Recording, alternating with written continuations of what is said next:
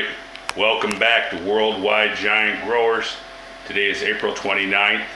We stuck our plants out in the hoop houses 5 days ago. The weather's turned pretty nasty. We did get some sunshine yesterday, so the plants got sun, but the next 5 days look pretty nasty. Today the high is 44, rain, cold. So we may have to go to Plan B.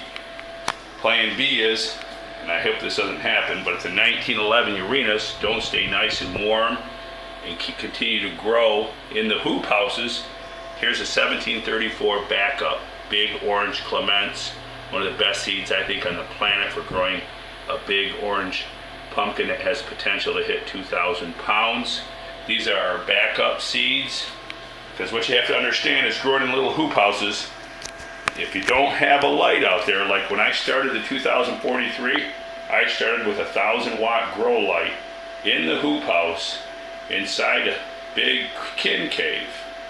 Now I know growers doing that this year, they'll be fine. But the way I'm set up now in Eriville, I don't have the ability to put up a nice grow light like that and not worry about the wind ripping down the little hoop house, and having 1,000 watts out there like that's pretty dangerous. So for your average grower, this is what we got. So what I've done is I had a couple of backup 1734s that are in these little pots, which look about equal to what I have in the hoop house right now. What I'm going to do, this one's a little nicer. I've just removed it from its pot. I'm going to transplant it into a bigger grow bag. So I have a couple of nice backups. What we'll probably do is double plant now.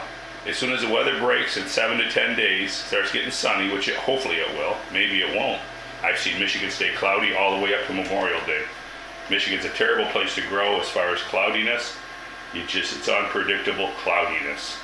That's why Michigan only has a 2,000 pounder state record. We're not up there with some of the other guys, 22, 23, 24, 2,500 pounds. Lack of sun. That's my story and I'm sticking to it. Anyways, here you go. That's what we're going to do. Backup plan. Fall into the backup plan. What will Bubba do? 1734 backups. We'll stick these in the ground. What we'll do is we'll keep the 1911s growing. If they don't totally, dissolve, fall apart, we'll plant at the opposite end and grow back towards that plant. Whatever plant does better, we may pull the 1911s for the 1734. I mean, I'd love to grow those heavier genetics, but hey, if I can get a big orange pumpkin on a big, beautiful green plant, that's the way I'm going to run. So anyways, join us. I made up a pot of Root Keeper, Mark's Root Keeper with woody docklet. I'm going to use that all the way through this year. I'm going to put a little Root Keeper in every watering. I'm going to run a special on Root Keeper because I have a big supply of it. It has a 2-year shelf life before it starts losing a little bit of its integrity. It will keep, 80% of its integrity, but in order to sell it legally, it should keep 100%, 90 to 100% of its integrity, so that gives it a 2-year shelf life. I'm going to have a sale on Root Keeper. If you want a couple of Root Keepers, I will sell them to you like 2 for the price of 1. I'll have set that up on the website here in the next week or so. We'll set it up 2 for the price of 1 Root Keepers, because I'm not going to have some old product next year. Next year we'll have fresh product made up. All right, so keep them growing, man. Plus, Root Keeper is 20% humic acid. That's why we add a little bit to every watering. The humic acid, along with the bacillus and mycorrhiza, is just going to keep that plant trucking like nobody's business. That's how Al Eaton grew the world record longboard.